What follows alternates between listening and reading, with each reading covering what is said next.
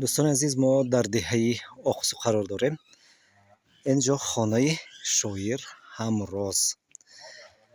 انا این کس شاعر همراز علیم جان و دوست ما شوکت جان، شاعر غنیزاده. اون طرفتر این ماشینی شاعر همراز. اکنون از ماشینی یگون چیزی نمانده است در این خیلی قواره خشک خالی، محرک ندارد و اینجا شاید زیستگاهی نمیدونم گربه و روباه و شغال باشد. ای بیچاره ماشین شاعر. انا همین آزاده نورسعیدова به فکرم کوک ژگولی گفته خواندگی است. انا همین است. این کوک ژگولی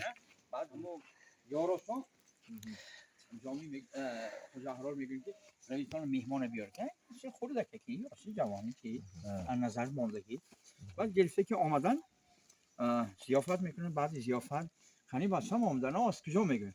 بعد اون کس میگن که از هرات. بعد میگن که خوش آمدن، چی دیده در راه؟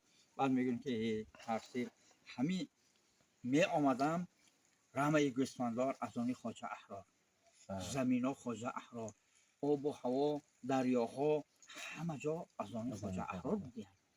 اکنون ما خودمون هم میرویم مال احرار میشیم، خواجه احرار میشیم. خودی نمیشناسن خودشانم. بعد میگن دیده تفسیر خداوند خواجه احرار ولید چه مرتبه داده است که این دنیای ناچیزه برای خواجه احرار ارزان کرده است. لیکن میگن خواجه احرار همین خیلی مرد است که من همین قدر مال و دولت و ثروت برای آن یک تنگه ای که در نفی ایزار دارید برابری حوال نمیدانم. برای این منم گفتم که این ماشینی که چرا مال خواجه احراری ولی شو